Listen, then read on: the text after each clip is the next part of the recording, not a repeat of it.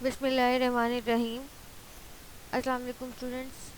Welcome to the platform of Elite College of Health Sciences Multan. Students, this is your anatomy and physiology lecture, and as I have said that in the previous week we have discussed about anatomy. So this is our week in which we discuss about physiology. इस week में हमने physiology को cover करना है. Previous week में मैंने आपको anatomy जो है वो हमने स्टडी की थी. सरफेस एनाटॉमी जो है वो हमने स्टार्ट कर दी हुई थी. अब जो हमने डिस्कस किया था फिजियोलॉजी का chapter number 2 structure of cell जो है वो हमने स्टार्ट किया था, और उसमें हमने काफ़ी सारी चीज़ों को कवर कर लिया था. हमने टाइप्स देख ली थी सेल की, हमने स्ट्रक्चर देखा था सेल का. तो उसमें जो है वो हमने कहा था कि लाइट माइक्रोस्कोप में जब हम देखते हैं तो सेल जो है वो दो पार्ट्स उसके नज़र आते हैं मेजर, न्यूक्लियस और साइटोप्लाज्म. और फिर जो है वो मैंने डिस्कस कराया था आपको प्रोटोप्लाज्म. तो मैंने कहा था कि different substances that make up the cells are collectively called the protoplasm, and protoplasm is the living substance. और जो कंपोनेंट्स है प्रोटोप्लाज्म के उनमें साइटोप्लाज्म और न्यूक्लियस जो है वो इन्वॉल्व था. उसके बाद जो है वो हमने प्लाज्मा मेम्ब्रेन साइटोप्लाज्म के हवाले से डिस्कस किया था. तो ये हमारे पास एक टिपिकल सेल स्ट्रक्चर है, और इसमें जो है वो हमने देखे थे डिफरेंट ऑर्गेनेलीज जो है उनके नाम स्टडी किए थे हमने. जैसे अब हमारे पास लाइसोसोम हैं, और हमारे पास जो है वो सेंट्रियोल्स हैं, हमारे पास माइक्रोट्यूब्यूल्स यहाँ पर एक सेल के अंदर मौजूद होते हैं, गोल्जी ऑपरेटस मौजूद है, एंडोप्लाज्मिक रेटिकुलम जो है वो मौजूद है, और फिर जो है वो हमने सेल मेम्ब्रेन मौजूद है, और न्यूक्लियस जो है वो मौजूद है, ये देखें, और क्रोमेटिन. और मैंने आपको न्यूक्लियस में जो है वो हमने स्टडी किया था जब, तो न्यूक्लियस के बारे से मैंने आपको बताया था कि कंट्रोल यूनिट होता है, यानी जिस तरह से ब्रेन कंप्यूटर जो होता है उसका ब्रेन सीपीयू को कहा जाता है, इसी तरीके से जो न्यूक्लियस है इसको सेल को आप कह लें कि आप इसको ब्रेन कह सकते हैं, क्योंकि सेल की तमाम एक्टिविटीज़ को जो है वो न्यूक्लियस कवर कर रहा होता है. उसके बाद इसमें राइबोसोम्स आपको नज़र आ रहे हैं, इसमें न्यूक्लियर मेम्ब्रेन हमें नज़र आ रही है. डिफरेंट स्ट्रक्चर्स जो है वो सेल के हमको इस डायग्राम में नज़र आ रहे हैं. इसमें से हमने जो स्टडी कर लिए हुए हैं उनमें न्यूक्लियस है, साइटोप्लाज्म है, और हमने सेल मेम्ब्रेन को डिस्कस किया था. तो सेल मेम्ब्रेन के हवाले से हमने क्या देखा था कि उसमें हमने देखा था कि इसकी जो है वो लिपिड बायलेयर होती है. जिस तरह माइक्रो में भी मैंने आपको बताया कि फॉस्फोलिपिड्स होते हैं, हम अभी जो डिस्कस कर रहे थे माइक्रो के लेक्चर में भी हम यही देख रहे हैं कि जो प्लाज्मा मेम्ब्रेन होती है उसमें लिपिड बायलेयर होती है, और उसमें प्रोटीन जो होते हैं वो एम्बेडेड होते हैं. तो ये हमने फ़िज़िकल क्लासेस में प्लाज्मा मेम्ब्रेन का स्ट्रक्चर देखा था कि इसके अंदर भी जो है वो ये लिपिड बायलेयर इसका स्ट्रक्चर होता है, और प्रोटीन्स इसके अंदर एम्बेडेड होते हैं. और इसमें प्रोटीन की परसेंटेज हमने बताई थी 55%, लिपिड्स 40%, कार्बोहाइड्रेट्स 5%. ये देखें, ये लिपिड्स हैं, और ये वाला जो लिपिड्स हैं कौन से लिपिड्स कहलाते हैं? फॉस्फोलिपिड्स. और ये जो हमारे पास ये टेल थी, ये हेड था. फॉस्फोलिपिड के मैंने बताया था एक हेड होता है और एक इसकी टेल होती है. तो ये जो हमारे पास हेड रीजन है ये हमारे पास होता है हाइड्रोफिलिक. ये देखें, ये होता है हमारे पास हाइड्रोफिलिक मतलब वाटर लिविंग. और ये जो हमारे पास सेंटर में पार्ट होता है ये होता है हाइड्रोफोबिक. ये हमने डिस्कस किया था. और फिर ये आपको मुख्तलिफ जो है वो इसमें कार्बोहाइड्रेट्स की साइड चेन्स नज़र आ रही हैं, glycoproteins. Anyhow that we have discussed, हम इसको डिस्कस कर चुके हैं प्लाज्मा मेम्ब्रेन में कि प्लाज्मा मेम्ब्रेन क्या होती है और इसका स्ट्रक्चर क्या होता है, उसके फंक्शंस क्या होते हैं. कि सेल की प्रोटेक्शन करती है, ट्रांसपोर्ट ऑफ मटेरियल्स है, एक्सचेंज ऑफ गैसेस, और इसी तरीके से जो कार्बोहाइड्रेट्स थे वो हेल्पफुल थे for the binding of hormones. और मैंने आपको जो सबसे इम्पोर्टेंट बात कि प्लाज्मा मेम्ब्रेन आउटर कवरिंग होती है एनिमल सेल की, प्लांट सेल की आउटर कवरिंग सेल वॉल होती है। ये आपका बहुत इम्पोर्टेंट क्वेश्चन होता है कि सेल मेम्ब्रेन जो है या प्लाज्मा मेम्ब्रेन तो या साइटोप्लाज्मिक मेम्ब्रेन ये किसकी, ये सेल की बाहर सबसे आउटर कवरिंग होती है। तो हम कहेंगे हाँ एनिमल सेल की तो ये सबसे आउटर कवरिंग होगी, मगर प्लांट सेल की सबसे आउटर कवरिंग सेल वॉल होती है। उसके बाद हमने डिस्कस किया था साइटोप्लाज्म को। साइटोप्लाज्म में हमने कहा था कि ये वो पार्ट होता है जिसमें ऑर्गेनेलीज जो होते हैं वो फ्लोट कर रहे होते हैं, और हमने इसके जोन पढ़े थे साइटोप्लाज्म के, एक्टोप्लाज्म पढ़ा था और एंडोप्लाज्म। प्रीवियस लेक्चर में हमने साइटोप्लाज्म को डिस्कस किया था फिजियोलॉजी के। उसमें जो है हमने कहा था जो एक्टोप्लाज्म होता है वो सेल मेम्ब्रेन के करीब करीब होता है, नियर टू द आप कह लें पेरीफ्री होता है, और जो एंडोप्लाज्म होता है वो न्यूक्लियस के करीब करीब होता है। जैसे हमने कहा था ये वाला पोर्शन अगर हम देखें इसके करीब करीब क्या होगा, एंडोप्लाज्म होगा, एंडो का मतलब इनसाइड, और जो पेरिफ्री के करीब करीब होगा वो क्या होगा, एक्टोप्लाज्म होगा। ये हमने डिस्कस किया था। आज जो है वो हमने डिस्कस करना है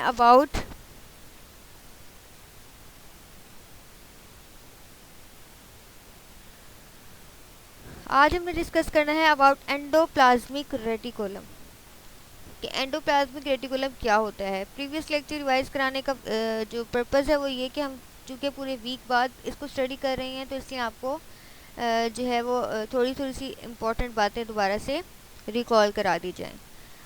now today the topic of discussion is endoplasmic reticulum. अब क्वेश्चन अराइज होता है कि एंडोप्लाज्मिक रेटिकुलम बेसिकली होता क्या है और क्या ये हर सेल में पाया जाएगा। तो इसको आंसर करने के लिए हम इसको स्टडी करते हैं। Endoplasmic reticulum is a complex network of tubular membranes. ये एक कम्प्लेक्स सा नेटवर्क होता है ट्यूबुलर मेम्ब्रेन्स का जो present in the cytoplasm of eukaryotic cell, जो साइटोप्लाज्म में पाया जाता है यूकैरियोटिक सेल के। अब ये हमें पता है कि अब ये बताने की दोबारा से इतना वो नहीं है कि यूकैरियोटिक सेल क्या होता है या फिर प्रोकैरियोटिक सेल क्या होता है। हमने कहा था कि जो यूकैरियोटिक सेल होता है उसके अंदर एक वेल डिफाइंड न्यूक्लियस मौजूद होता है और उसके अंदर मेम्ब्रेन बाउंडेड ऑर्गेनेलीज जो होते हैं वो मौजूद होते हैं। तो मेम्ब्रेनस ऑर्गेनेलीज में एंडोप्लाज्मिक रेटिकुलम आ जाता है, माइटोकॉन्ड्रिया आ जाता है। तो अब यहाँ पर हम डिस्कस कर रहे हैं अबाउट एंडोप्लाज्मिक रेटिकुलम। तो एंडोप्लाज्मिक रेटिकुलम एक कम्प्लेक्स नेटवर्क है ट्यूबुलर मेम्ब्रेन्स का। ये देखें, अगर आपको इसको ऑब्जर्व करेंगे तो ये बिल्कुल ट्यूब्स की तरह से आपको नज़र आ रहा होगा। बेसिकली जो आपके सामने आप शो हो रहा है ये क्या है, एक एंडोप्लाज्मिक रेटिकुलम है। ये देखें, ये हमें ट्यूब्स की तरह से जो है वो नज़र आ रहे हैं, ठीक है। और ये प्रेजेंट होते हैं cytoplasm of the eukaryotic cell में। अब प्रोकैरियोटिक सेल में ये पाए नहीं जाते, ठीक है। हम कहेंगे कि चूँकि इसमें मेम्ब्रेन है इसलिए ये प्रोकैरियोटिक सेल में एग्जिस्ट नहीं करेंगे, ये यूकैरियोटिक सेल में जो है वो पाए जाएंगे। ये मेम्ब्रेनस स्ट्रक्चर है। अब यहाँ पर इस पॉइंट पर हमसे कौन कौन से क्वेश्चंस पूछे जा सकते हैं, that what is endoplasmic reticulum, where it exist, either it is a membranous organelle or a non membranes organelle. तो ये आपसे 3-4 क्वेश्चंस जो है वो इस स्लाइड से पूछे जा सकते हैं, यानी जो हमने डिस्कस किया। क्या पढ़ा हमने, एंडोप्लाज्मिक रेटिकुलम एक कम्प्लेक्स नेटवर्क होता है ट्यूबुलर मेम्ब्रेन्स का that are present in the cytoplasm of the eukaryotic cell, जो यूकैरियोटिक सेल के साइटोप्लाज्म में पाया जाता है। जैसे मैंने अभी रिवाइज कराया आपको कि सेल मेम्ब्रेन साइटोप्लाज्म में जो है वो डिफरेंट ऑर्गेनेलीज फ्लोट कर रहे होते हैं। तो यहाँ पर हमारे पास ये देखिए आपको नज़र आ रहे होंगे, ये हमारे पास है एंडोप्लाज्मिक रेटिकुलम। ये हमारे पास होता है एंडोप्लाज्मिक रेटिकुलम। तो एंडोप्लाज्मिक रेटिकुलम की जो मेम्ब्रेन होती है स्टूडेंट्स, वो न्यूक्लियर मेम्ब्रेन के साथ कंटिन्यूस होती है। ये देखें, ये न्यूक्लियस है ना, तो इसकी बाहर वाली मेम्ब्रेन हमने स्टडी की हुई है कि न्यूक्लियर मेम्ब्रेन कहलाती है। तो जो हमारे पास एंडोप्लाज्मिक रेटिकुलम की मेम्ब्रेन होगी, it is continuous with the nuclear membrane. ठीक है, तो हमने ये इस स्लाइड में हमें नज़र आ रहा है कि ये न्यूक्लियस है, न्यूक्लियर पोर्स हैं, और इसके साथ जो है वो कंटिन्यू हो रही है, न्यूक्लियर मेम्ब्रेन के साथ कंटिन्यू हो रहा है एंडोप्लाज्मिक रेटिकुलम की मेम्ब्रेन। अच्छा, अब हमारे पास जो नेक्स्ट है वो है टाइप्स ऑफ एंडोप्लाज्मिक रेटिकुलम, कि एंडोप्लाज्मिक रेटिकुलम की टाइप्स जो हैं वो कौन कौन सी होती हैं। There are two types of endoplasmic reticulum. दो टाइप्स होती हैं एंडोप्लाज्मिक रेटिकुलम की। एक होता है रफ एंडोप्लाज्मिक रेटिकुलम और एक होता है हमारे पास स्मूथ एंडोप्लाज्मिक रेटिकुलम। तो दो तरह की जो है वो इसकी टाइप्स होती हैं। तो रफ एंडोप्लाज्मिक रेटिकुलम जो है, अब ये इसको रफ क्यों कह रहे हैं, क्योंकि आपको नज़र आ रहा होगा अपनी इस डायग्राम में कि इस में हमें आपको ये दाने दाने से येलो येलो से जो है वो नज़र आ रहे हैं। तो ये जो इसकी अपीयरेंस आपको नज़र आ रही है वो आपको थोड़ी सी रफ सी नज़र आ रही है, क्योंकि इसके अंदर ये जो दाने दाने से हैं ये स्कैटर हुए हुए, ये इसके ऊपर आप कह लो एम्बेडेड हुए हुए, तो इसकी अपीयरेंस थोड़ी सी रफ हुई हुई है। और जो स्मूथ एंडोप्लाज्मिक रेटिकुलम है उसके ऊपर ऐसा कुछ आपको दिखाई नहीं दे रहा। जैसे अगर हम प्रीवियस सेल का स्ट्रक्चर देखें तो इसके ऊपर भी आपको ब्लू ब्लू से जो है वो एम्बेडेड कुछ दाने दाने से जो है वो नज़र आ रहे हैं, लेकिन कुछ जगह जो है वो हमें ऐसा नज़र नहीं आ रहा। अगर हम इस वाले पोर्शन में देखें तो हमें इस तरह से वो जो ग्रेन्यूल्स हैं वो अपीयर होते हुए नज़र नहीं आ रहे। तो स्टूडेंट्स, दो तरह का एंडोप्लाज्मिक रेटिकुलम एग्जिस्ट करता है। एक होता है स्मूथ और एक होता है रफ। रफ को रफ क्यों कहा जाता है, क्योंकि इसकी अपीयरेंस थोड़ी सी रफ होती है इन आप कह लो कि ग्रेन्यूल्स की मौजूदगी की वजह से। अब मैं आपको बताती हूँ इन ग्रेन्यूल्स का क्या नाम होता है। तो इनका नाम होता है राइबोसोम्स। इनका क्या नाम होता है? राइबोसोम्स। तो जो स्मूथ एंडोप्लाज्मिक रेटिकुलम है, दे डोंट हैव राइबोसोम्स। इनके पास राइबोसोम्स नहीं होते। इनकी जो स्ट्रक्चर है वो बिल्कुल क्लियर होता है। ठीक है, और जो हमारे पास रफ एंडोप्लाज्मिक रेटिकुलम होता है उसका जो स्ट्रक्चर है वो रफ होता है, क्योंकि उसके ऊपर जो है वो जो राइबोसोम्स हैं वो एम्बेडेड होते हैं। ठीक है, तो जैसे अगर हम इसका मैं आपको बताऊं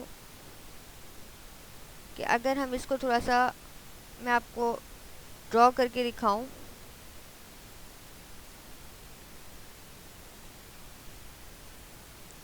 जो रफ एंडोप्लाज्मिक रेटिकुलम होगा वो इस तरह से इसकी मेम्ब्रेनस जो है वो इस तरह से अपीयरेंस जो होगी उसके ऊपर जो है वो स्टूडेंट्स राइबोसोम जो होते हैं वो स्कैटर हुए हुए होते हैं। राइबोसोम्स क्या हुए हुए होते हैं इसके ऊपर, इस तरह से हमें आपको दिखाई देंगे। अब चूँकि राइबोसोम इस तरीके से इसके ऊपर मौजूद होते हैं इसके, अब आप देखो कितनी रफ सी अपीयरेंस इसकी नज़र आ रही है, इसलिए हम इसको कहते हैं रफ एंडोप्लाज्मिक रेटिकुलम। लेकिन जो हमारे पास स्मूथ एंडोप्लाज्मिक रेटिकुलम होता है उसके अंदर ये जो इसको आपको ट्यूबुलर स्ट्रक्चर नज़र आ रहा है, इसके ऊपर राइबोसोम्स नहीं होते। इसका जो अपीयरेंस होती है वो बिल्कुल स्मूथ होती है, इसलिए हम इसको कहते हैं स्मूथ एंडोप्लाज्मिक रेटिकुलम। तो ये आपसे क्वेश्चन पूछा जाता है, why smooth endoplasmic reticulum is called so and why rough endoplasmic reticulum. इसको रफ क्यों कहते हैं?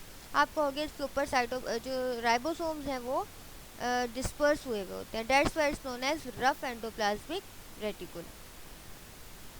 ठीक है, अब है हमारे पास टाइप्स के बाद हमारे पास हम इनको वन बाय वन दोनों को डिस्कस करेंगे कि रफ एंडोप्लाज्मिक रेटिकुलम क्या होता है और स्मूथ एंडोप्लाज्मिक रेटिकुलम क्या होता है।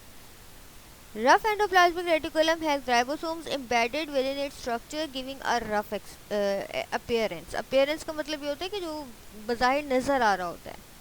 तो रफ एंडोप्लाज्मिक रेटिकुलम के पास राइबोसोम्स होते हैं जो एम्बेडेड होते हैं उसके स्ट्रक्चर में, अब उसको एक रफ सी अपीयरेंस दे रहे होते हैं। It is a series of connected flattened sacs having several ribosomes on its outer surface, hence the name। वो ये कहता है कनेक्टेड फ्लैटेंड सैक्स होते हैं इसके ऊपर। फ्लैटेंड सैक्स का क्या मतलब होगा? फ्लैटेंड आप कह लो चपटी चपटी सी थैलियों की तरह का होता है। आपको देखो नजर आ रहा है चपटी चपटी सी थैलियाँ यानी जिनका एक को जो है वो क्लोज होता है हम कह लें और एक ओपन होता है। तो ये आपको थैलियों की तरह से चपटी चपटी सी थैलियाँ नज़र आ रही हैं। ये देखें। तो ये कह रहा है कि जो हमारे पास रफ एंडोप्लाज्मिक रेटिकुलम होता है, it is a series of connect, और ये आपस में मिली हुई होती हैं, कनेक्टेड होती हैं। फ्लैटेंड सेक्स का क्या मतलब बताया मैंने? चपटी थैलियों की तरह होता है। Having several ribosomes on it's outer surface, hence the name, और उसके ऊपर जो है वो बहुत ज़्यादा राइबोसोम्स मौजूद होते हैं। अब सवाल ये पैदा होता है, ये देखें कि ये जो मेम्ब्रेनस इसके जो मेम्ब्रेनस नेटवर्क है, मेम्ब्रेन्स हैं, इसको क्या नाम दिया जाता है? तो स्टूडेंट्स इसका भी एक नाम होता है जिसको हम क्या कहते हैं? सिस्टर्नी। ये जो हमारे पास फ्लैटेंड सी सैक्स हैं, ये हमारे पास जो complex network of tubular membranes है, इनको हम क्या कहते हैं? इनको हम कहते हैं सिस्टर्नी। ये भी आपका एक वाइवा का क्वेश्चन है, इसको आप नोट डाउन कर लेंगे कि इनका एक नाम होता है जिसे हम क्या कहते हैं? सिस्टर्नी। तो रफ एंडोप्लाज्मिक रेटिकुलम हमने डिस्कस किया। उसके बाद है हमारे पास कि इसका फंक्शन क्या होता है।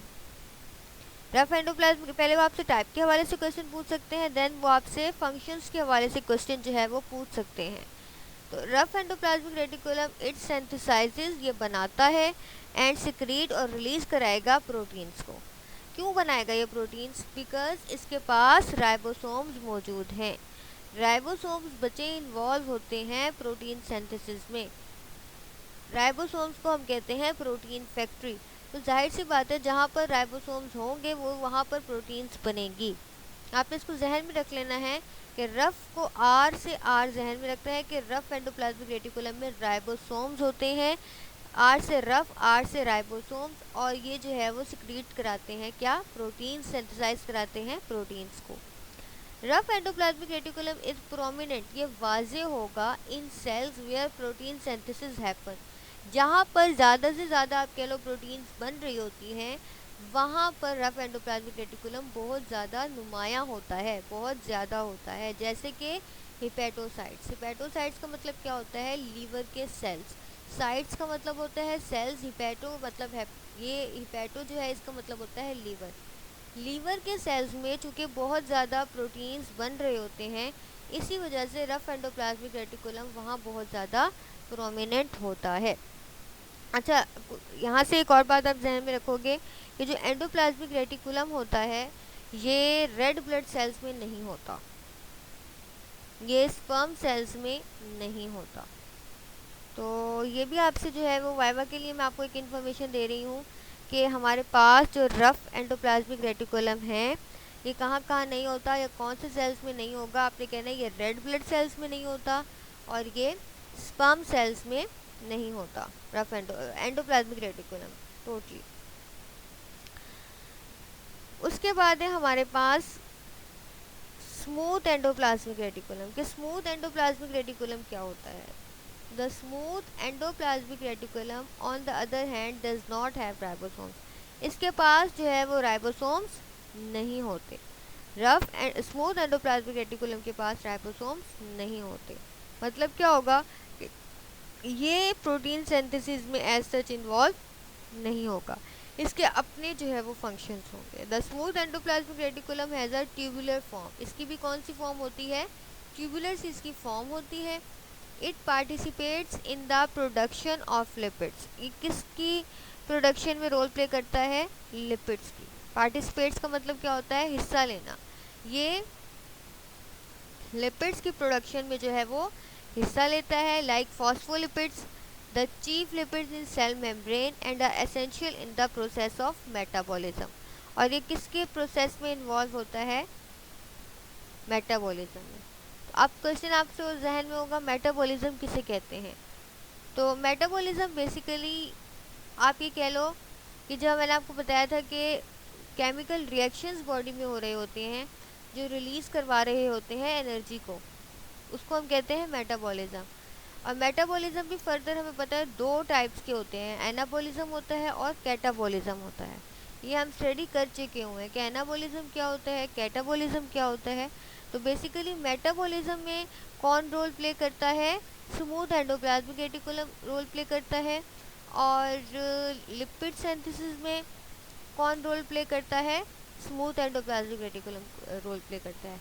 तो यहाँ से आपको जो हम कंपेयर कर लें अगर, कि जो हमारे पास रफ एंडोप्लाज्मिक रेटिकुलम होता है ये सिंथेसाइज कराता है प्रोटीन्स को, ठीक है, और जो हमारे पास स्मूथ एंडोप्लाज्मिक रेटिकुलम है ये सिंथेसाइज कराता है लिपिड्स को, ये पार्टिसिपेट करता है लिपिड्स की प्रोडक्शन में। और बेसिकली कौन सी लिपिड्स? फॉस्फोलिपिड्स, जिसका हमारा जो है सेल मेम्ब्रेन जो है वो बनी हुई है। हमने इसको डिस्कस किया हुआ है कि फॉस्फोलिपिड से हमारी सेल मेम्ब्रेन बनी हुई है। अच्छा, उसके बाद है हमारे पास liver cells have more smooth endoplasmic reticulum. अब जिस तरह मैंने आपको बताया था कि लीवर सेल्स के पास रफ एंडोप्लाज्मिक रेटिकुलम भी ज़्यादा था, इसी तरीके से जो लीवर सेल्स होते हैं उनके पास ज़्यादा endoplasmic reticulum, smooth endoplasmic reticulum भी ज़्यादा लीवर सेल्स के पास ही होता है। Which play a role in glycogen metabolism, जो कि ग्लाइकोजन की मेटाबॉलिज्म में अपना रोल प्ले करते हैं, एंड डिटॉक्सिफिकेशन ऑफ टॉक्सिन्स, और टॉक्सिन्स की डिटॉक्सिफिकेशन भी लीवर में हो रही होती है। तो अब आपको मैं थोड़ा सा समझाऊं कि ग्लाइकोजन क्या होता है। ग्लाइकोजन बेसिकली आप कह लो एक पॉलीसेकेराइड होता है। पॉलीसेकेराइड बेसिकली एक कार्बोहाइड्रेट होता है। तो ये ग्लाइकोजन का क्या काम होता है कि ये जब ब्लड के अंदर बहुत ज़्यादा ग्लूकोज इकट्ठी हो जाए तो वो स्टोर होती है in form of glycogen. Naturally वो स्टोर होती है। एक्सेस ग्लूकोज जो होती है जब ब्लड में हो जाती है, शुगर हो जाती है, ग्लूकोज वो शुगर है, जब शुगर एक्सेस हो जाती है ग्लूकोज हमारे ब्लड में तो वो कन्वर्ट हो जाती है ग्लाइकोजन में। यानी आप कह लो कि जिसे रिज़र्व नहीं कर लेते, रिज़र्व में कोई चीज़ पड़ी हुई होती है, इसी तरीके से वो जो ग्लाइकोजन है वो रिज़र्व में होता है कि अगर ब्लड ग्लूकोज लेवल कम हो जाए, ये तो ग्लाइकोजन बनता तब है जब हमारे पास ब्लड ग्लूकोज लेवल ज़्यादा हो जाता है। तो जो एक्सेस ग्लूकोज होता है वो स्टोर हो जाता है लीवर में in the form of glycogen, ठीक है। और जब ब्लड ग्लूकोज लेवल कम हो जाता है तो ग्लाइकोजन की मेटाबॉलिज्म होती है और एनर्जी जो है वो ग्लूकोज जो है वो रिलीज़ हो जाता है, ठीक है। जैसे अब वो ग्लूकोज क्या करेगा? एनर्जी प्रोवाइड कर देगा, ये होता है ग्लाइकोजन। तो ये ग्लाइकोजन मेटाबॉलिज्म में कौन रोल प्ले करता है? हमारा स्मूथ एंडोप्लाज्मिक रेटिकुलम अपना रोल प्ले करता है। दूसरी बात वो कह रही है डिटॉक्सिफिकेशन ऑफ टॉक्सिन्स। तो होता ये है कि जो टॉक्सिक मटेरियल होता है, सपोज बॉडी में कोई टॉक्सिक मटेरियल है, कोई बहुत ज़्यादा नुकसानदेह एक आप कह लो मादे हैं, उनको हमने कम नुकसानदेह या कम आप कह लो कि ख़तरनाक मटेरियल में कन्वर्ट करना है। डिटॉक्सिफाई होता है कि उनको जो टॉक्सिन्स बॉडी में गए हैं, जो नुकसान पहुंचा रहे हैं, जो पॉइजनस मटेरियल बॉडी में गए हैं, उनको इस तरह से आप कन्वर्ट कर दें कि वो अपना जो है वो कम टॉक्सिक हो जाए। तो उसमें जो है वो लीवर अपना रोल प्ले कर रहा होता है। तो वहाँ पर वो कह रहे हैं कि liver cells have more smooth endoplasmic reticulum. Liver cells के पास बहुत ज़्यादा स्मूथ एंडोप्लाज्मिक रेटिकुलम होता है जो प्ले करते, लीवर जो है वो रोल प्ले करता है ग्लाइकोजन की मेटाबॉलिज्म में और डिटॉक्सिफिकेशन ऑफ टॉक्सिन्स में, ठीक है। They store and release calcium. जो स्मूथ एंडोप्लाज्मिक रेटिकुलम होता है वो स्टोर कराता है और रिलीज कराता है क्या? कैल्शियम। कैल्शियम को स्टोर कराएगा और रिलीज कराएगा विच एक्टिवेट कॉन्ट्रेक्टाइल मैकेनिज्म, जो कॉन्ट्रेक्टाइल मैकेनिज्म को क्या करता है, एक्टिवेट करता है। तो आपको यहाँ पर ये भी पता होना चाहिए कि कॉन्ट्रैक्शन में कौन सा आयन ज़्यादा इन्वॉल्व होता है, वो होता है कैल्शियम आयन। कैल्शियम क्या होता है, आयन, Ca2+। कैल्शियम आयन जो है वो अपना रोल प्ले करता है। तो उस कैल्शियम को स्टोर कौन कर रहा होता है, स्मूथ एंडोप्लाज्मिक रेटिकुलम। ये अपना रोल जो है वो इसमें क्या कर रहा होता है, प्ले कर रहा होता है, स्मूथ एंडोप्लाज्मिक रेटिकुलम। तो अब हमने क्या देखा कि इसके जो फंक्शंस हैं स्मूथ एंडोप्लाज्मिक रेटिकुलम के, वो क्या होंगे कि उनके पास पहले तो हमें पता है इनके पास राइबोसोम्स नहीं है, ये प्रोटीन सिंथेसिस में डायरेक्टली इन्वॉल्व नहीं होंगे। और स्मूथ एंडोप्लाज्मिक रेटिकुलम की ट्यूबुलर सी स्ट्रक्चर है, ट्यूबुलर सा फॉर्म होती है, और ये पार्टिसिपेट करता है इन द प्रोडक्शन ऑफ लिपिड्स। तो अब यहाँ पर आपने बच्चे कन्फ्यूजन में, गलती में, जो प्रोडक्शन ऑफ लिपिड्स है उसमें जो है वो रफ एंडोप्लाज्मिक रेटिकुलम, और जो प्रोटीन्स है वो स्मूथ एंडोप्लाज्मिक रेटिकुलम में बादौकात कंफ्यूज कर देते हैं, इसको मिक्स कर देते हैं। तो हमने ये क्लियर कट जहन में रख लेना है कि जो प्रोटीन सिंथेसिस है ये होती है राइबोसोम्स की वजह से। राइबोसोम्स को प्रोटीन फैक्ट्री कहा जाता है। तो जहाँ पर राइबोसोम्स होंगे वहीं पर प्रोटीन सिंथेसिस होगी। राइबोसोम्स हमारे पास रफ एंडोप्लाज्मिक रेटिकुलम में होते हैं, तो जो प्रोटीन सिंथेसिस होगी वो कहाँ होगी, रफ एंडोप्लाज्मिक रेटिकुलम में होगी। ठीक है, स्मूथ एंडोप्लाज्मिक रेटिकुलम में प्रोटीन सिंथेसिस नहीं होगी। It participates in the production of lipids, ये लिपिड्स की प्रोडक्शन में रोल प्ले करेगा, like phospholipids, the chief lipids in cell membrane and are essential in the process of metabolism. ठीक है, और अब है हमने जो आज का लेक्चर जो है वो हमने उसको क्या देखा, उसको हम थोड़ा सा रिवाइज कर लेते हैं जल्दी से। आज हमने थोड़ा सा जो पुराना हमने पढ़ लिया हुआ था उसको रिवाइज किया है। सेल का स्ट्रक्चर एक बार गो थ्रू दोबारा से किया है कि इसमें कौन कौन से स्ट्रक्चर्स होते हैं, उन ऑर्गेनेलीज को एक बार हमने रिकॉल कर लिया। जो हमने पढ़े हुए थे उनको हमने रिकॉल किया कि प्लाज्मा मेम्ब्रेन हमने स्टडी की थी। प्लाज्मा मेम्ब्रेन का दूसरा नाम क्या था, साइटोप्लाज्मिक मेम्ब्रेन। साइटोप्लाज्मिक मेम्ब्रेन के अलावा इसका क्या नाम होता है, सेल मेम्ब्रेन, और इसको हम प्लाज्मा लेमा भी कह दिया करते हैं। तो ये डिफरेंट नेम्स भी हमने जहन में रख लेने हैं। उसके बाद हमें इसका हाइड्रोफोबिक हेड का पता, हाइड्रोफिलिक जो है रीजन इसका कौन सा होता है, हाइड्रोफिलिक रीजन इसका हेड होता है। हाइड्रोफोबिक रीजन जो है वो इसकी टेल होती है। ये फॉस्फोलिपिड्स के हवाले से है। उसमें मैंने बताया प्रोटीन्स एम्बेडेड होती हैं, वो आपको नज़र आ रही हैं, इंटीग्रल प्रोटीन जिसमें एम्बेडेड हुई हैं। और फिर हमने बताया कि इसके अंदर थोड़ा सा कार्बोहाइड्रेट्स भी होते हैं, और मैंने परसेंटेज को डिवाइस कराया। उसके बाद हमने साइटोप्लाज्म को डिस्कस किया। साइटोप्लाज्म के हवाले से हमने ये देखा कि इसमें जो है वो डिफरेंट हम कह सकते हैं कि ऑर्गेनेलीज फ्लॉट कर रही होती हैं, और इसमें हमने एंडोप्लाज्म और एक्टोप्लाज्म को डिस्कस देखा था। और ऑर्गेनेलीज जो है उनकी टाइप्स हमें पता होनी चाहिए कि वो कौन कौन सी होती हैं। मेम्ब्रेनस ऑर्गेनेलीज होती हैं और नॉन मेम्ब्रेनस ऑर्गेनेलीज होती हैं। मेम्ब्रेनस ऑर्गेनेलीज यूकैरियोटिक सेल्स में ही पाई जाएंगी क्योंकि उनके पास मेम्ब्रेन होती है। और जो नॉन मेम्ब्रेनस ऑर्गेनेलीज हैं ये जो है वो आप कह लो they can exist in prokaryotic cells. तो हमारे पास जैसे राइबोसोम है, राइबोसोम प्रोकैरियोट्स में भी हो सकता है और यूकैरियोट्स में भी हो सकता है, because it's a non membranes organelle. उसके बाद हमने डिस्कस किया अबाउट एंडोप्लाज्मिक रेटिकुलम, जो हमारा मेन टॉपिक था।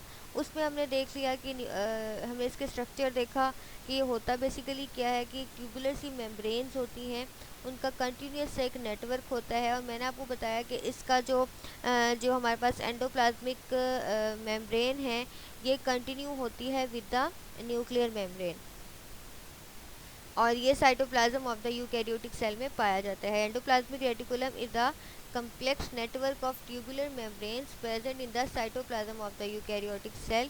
मैं ये कोशिश करती हूँ स्टूडेंट्स कि जो जो वर्ड्स हम पढ़ रहे हैं उनका आपको नॉलेज हो, यानी कोई भी वर्ड किसी भी लेक्चर में ऐसा ना हो कि आपको उसका मतलब समझ में ना आए।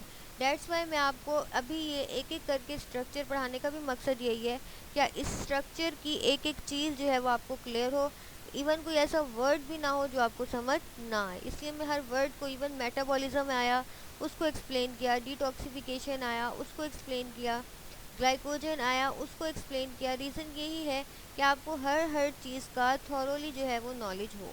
नॉलेज होगा तो हम उसको एक्सप्रेस कर पाएंगे, नॉलेज होगा तो हम बोल पाएंगे। इसीलिए आप भी कोशिश किया करें कि जो लेक्चर्स डेली आ रहे हैं उनको साथ के साथ जो है वो हमने याद करना है, साथ के साथ उनको सुनना है। उसमें जो इम्पोर्टेंट पॉइंट्स हैं जो नोट्स में सपोज नहीं गिवन, तो हम उनको वाइवा के लिए अपना, ये तो थ्योरी के हिसाब से नोट्स हैं आपके, वाइवा के हिसाब से जो है वो हम उनको साथ के साथ लिख लें।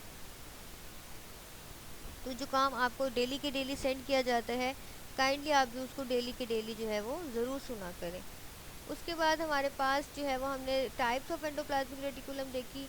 मैंने आपको बताया कि जो रफ एंडोप्लाज्मिक रेटिकुलम होगा उसके पास जो है वो हम कह सकते हैं कि राइबोसोम्स होंगे। इसकी अपीयरेंस रफ होती ही राइबोसोम्स की मौजूदगी की वजह से है, और स्मूथ एंडोप्लाज्मिक रेटिकुलम में राइबोसोम्स नहीं होते। उसके बाद हमने रफ एंडोप्लाज्मिक रेटिकुलम में देखा कि इसका जो फंक्शन है ये सिंथेसाइज करता है प्रोटीन्स को, और ये उन सेल्स में प्रोमिनेंट होता है जहाँ प्रोटीन सिंथेसिस ज़्यादा हो रही होती है। जैसे ये बात मैंने आपको एक्स्ट्रा नॉलेज के लिए लिखी है कि रफ एंडोप्लाज्मिक रेटिकुलम उन सेल्स में प्रोमिनेंट होता है जहाँ प्रोटीन सिंथेसिस हो रही होती है, जैसे कि हिपेटोसाइट्स। और स्मूथ एंडोप्लाज्मिक रेटिकुलम, उसके पास जो है वो राइबोसोम्स नहीं होते, और ये एक ट्यूबुलर सी फॉर्म होती है, और ये प्रोडक्शन ऑफ लिपिड्स में अपना रोल प्ले कर रही होती है। और लीवर सेल्स के पास जैसे रफ एंडोप्लाज्मिक रेटिकुलम ज़्यादा थे, वैसे स्मूथ एंडोप्लाज्मिक रेटिकुलम भी होते हैं, जो कि और ये प्ले करता है अपना रोल ग्लाइकोजन मेटाबॉलिज्म में और डिटॉक्सिफिकेशन ऑफ टॉक्सिन्स में। They store and release calcium which activate contractile mechanism. तो अब हमारे पास कॉन्ट्रेक्टाइल मसल्स, यानी कि जब मसल्स कॉन्ट्रैक्ट करते हैं, मसल्स हमने कॉन्ट्रैक्ट करते हैं, वहाँ पर जो है वो कैल्शियम अपना रोल प्ले करता है, और वो कैल्शियम स्टोर होता है स्मूथ एंडोप्लाज्मिक रेटिकुलम में। तो होपफुली आपको यहाँ तक जो है वो स्मूथ एंडोप्लाज्मिक रेटिकुलम तक क्लियर हो गया होगा। इंशाल्लाह नेक्स्ट लेक्चर में हमने डिस्कस करना है हमारा नेक्स्ट ऑर्गेनेली, हमने डिस्कस करना है माइटोकॉन्ड्रिया को। Thanks for your concentration students. अल्लाह हाफिज़।